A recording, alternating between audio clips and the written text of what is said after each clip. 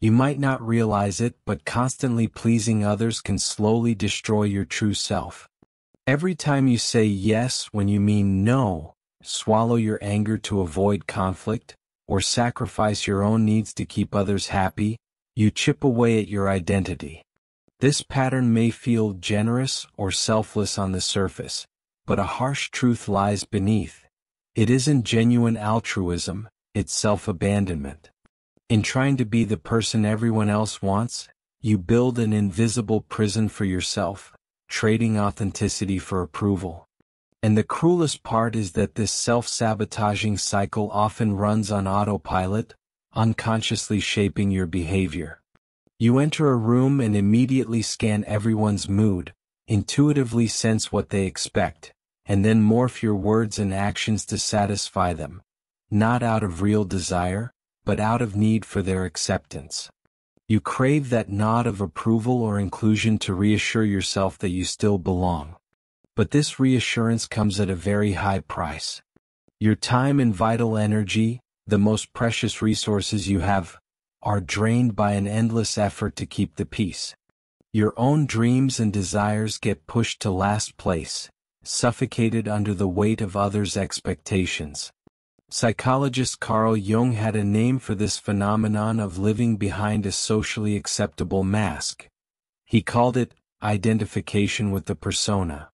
It means confusing the mask you present to the world with your true self. The more you live for others' approval, the more distant you become from who you really are, and the more your inner resentment and exhaustion grow. In this outline, we will explore the hidden psychological forces that keep you stuck in this people-pleasing trap, drawing on Jung's insights as well as those of Alfred Adler, the basis of the courage to be disliked. Most importantly, we'll discuss how to break the cycle, how to strip off that persona mask and begin the journey toward your true self. It won't be easy. It requires confronting deep fears and uncomfortable emotions you've avoided for years. But if you find the courage to face them, you can reclaim something far more valuable than the fleeting approval of others. Your inner freedom. That we often think of people-pleasing as something noble, an act of kindness or selflessness. But in reality, it's a form of self-abandonment. Every time you say yes when you mean no, you dig a little deeper into your own prison. This cycle, though unconscious, is quietly draining your energy and erasing your true self. This is not altruism. This is self-sacrifice at the expense of your soul. Carl Jung called this phenomenon identification with the persona, the social mask we wear to be accepted by others. The more you identify with this mask, the further you move away from your true self. And the painful irony is, the more you please others, the more resentment and exhaustion you accumulate within. So why do we keep doing this? Let's unpack this psychological trap. At a young age, you were likely taught that in order to be loved, you had to please others. This behavior started as a survival mechanism, and over time, it became ingrained in your identity. You learned that being helpful, agreeable, and unselfish earned you approval, affection, and inclusion. So, you kept giving, overextending, and wearing a smile even when inside you felt worn out. But this is where the persona begins. The persona is the mask you wear to navigate the expectations of society, your family, and even your friends. Carl Jung said, "The persona is that which in reality one is not, but which oneself as well as others think one is." Essentially, it's a role you play to meet the external world's demands, but it's not who you truly are. The persona is necessary for social navigation, but the problem arises when we become too attached to it. We get so used to pleasing that we forget how to say no, how to assert our own boundaries, or how to prioritize our needs. The more we live for others' approval, the more distant we become from our authentic self, and that's when the trouble begins. You might start feeling empty, frustrated, and disconnected. The truth is, no one can sustain this mask without paying a psychological cost. Depression, anxiety, resentment, these are all symptoms of the persona trap. But the persona isn't the only psychological force at play. Beneath the mask lies the shadow, those parts of ourselves we repress, deny, or are ashamed of. Jung described the shadow as everything we hide from the world: our anger, selfishness, impatience, and even our legitimate needs. Repressing these parts leads to emotional dysfunction and makes us vulnerable to unhealthy coping mechanisms like people-pleasing. Why do we keep pleasing even when we know it's not good for us? Because the shadow holds all the unacceptable parts of us, and when we suppress those feelings, they don't disappear. They accumulate and influence us unconsciously. The more we try to repress the authentic emotions like frustration, anger, or the need to set boundaries, the more we lose touch with our true selves. Jung said, "What you resist persists." When you continuously please others, you avoid facing your shadow. The unconscious mind shields you from difficult emotions by pushing them into the shadow. The fear of rejection is a direct result of this. You fear that if you show your true self, with all its imperfections, you will no longer be accepted. But this is a lie. Accepting your shadow is the first step toward true authenticity and freedom. You were not born to please everyone, but at some point in your life you learned that you had to. Often this conditioning traces back to childhood. Perhaps as a child you discovered that your authentic emotions, anger, sadness, defiance, were unwelcome or too much for your caregivers. You might have received love only when you were well-behaved, quiet, polite, or pleasing. In other words, you were taught, implicitly or explicitly, that love was conditional. If you are pleasant and don't cause problems, then you will be accepted. To avoid punishment or rejection, you became the good child, helpful, agreeable, and self-sacrificing. This was initially a coping mechanism to feel safe and loved, but over time it solidified into a personality trap, an ingrained pattern of putting others first and suppressing your own needs. This is the cradle of what we can call an invisible cycle of self-sacrifice. Once this pattern took root, you began to operate on constant high alert for other people's moods and demands. Unconsciously, you became an expert at reading the room, noticing a frown, a sigh, a tense silence, and immediately adjusting your behavior to smooth things over. You'd offer help before anyone even asked, flash a conciliatory smile at the first hint of tension, or say, "It's fine, I don't mind," even when it cost you dearly. All this happens automatically because, at a deep level, you associate approval with emotional safety.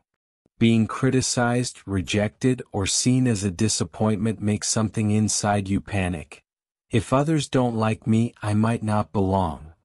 And the fear of not belonging is one of the deepest human fears. Psychologist Alfred Adler noted that every human has a fundamental desire to belong and feel significant in a social group. alfredadler.edu.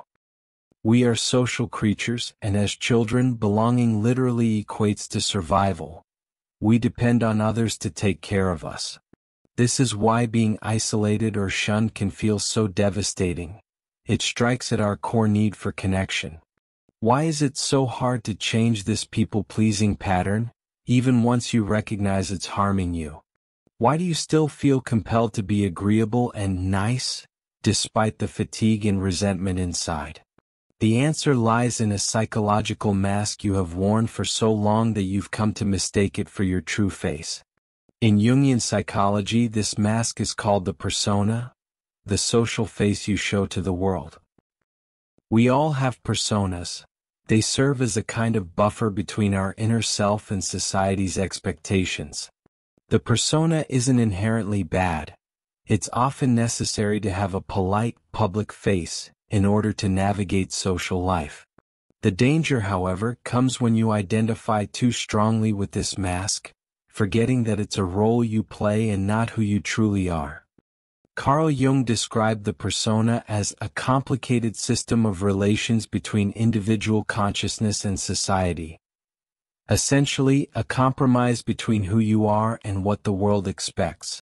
It typically forms as we grow up and learn that certain behaviors bring social rewards, approval, praise, while others bring punishment or rejection. In your case, You likely discovered that being helpful, easygoing, and self-effacing earned you praise and inclusion. On the other hand, expressing anger, disagreement, or personal needs might have led to criticism. Don't be selfish, don't make trouble, or even emotional withdrawal by those around you. Over time, and quite unconsciously, you constructed a persona of the good person, ever reliable, selfless, strong, and always ready to help. Each compliment or thank you received for being this way reinforced the idea that this is who you should be. Each rejection or conflict that arose when you tried to assert yourself taught you that your real feelings were bad and must be hidden. Eventually, the mask fused with your face. You came to believe that this pleasing persona was your identity. The deepest fear driving this people-pleasing behavior is the fear of rejection. From early childhood, belonging was a matter of survival. If you weren't accepted by your family or community, your emotional survival was at risk. Alfred Adler, a prominent psychologist, explained that humans are driven by a fundamental desire to belong. But what happens when this need for acceptance distorts our behavior? We become prisoners to the constant need for approval. In The Courage to be Disliked, Ichiro Kishimi and Fumite Koga explore this very idea. Living to meet others' expectations turns us into prisoners of our own anxiety. It's a never-ending chase for approval that leaves us feeling more and more empty. Kishimi and Koga teach us that true freedom comes from detaching our self-worth from external validation. Only when we stop seeking approval can we begin to live authentically and pursue our own desires. But detaching from this cycle requires confronting the deeply rooted fear that if we don't please everyone, we will be rejected, alone, and abandoned. How do we break this cycle? Jung's concept of individuation offers the answer. Individuation is the process of integrating the shadow with the persona, bringing the hidden parts of ourselves into consciousness and accepting them as part of who we truly are. It's about becoming whole, no longer hiding behind a mask to please others. This path is not easy. It requires confronting the discomfort of saying no, the guilt of disappointing others, and the fear of rejection. But the reward is far greater than the short-term relief you get from people-pleasing. Individuation allows you to reconnect with your authentic self, to live freely, and to make choices based on your values, not on others' expectations. To start, you must acknowledge the parts of yourself that you've suppressed. Feel the anger that you've been hiding, embrace your selfish desires, and assert your boundaries. The key is to stop seeing these emotions as bad or unacceptable. They are simply parts of being human. As you accept these shadow aspects, they lose their power to control you.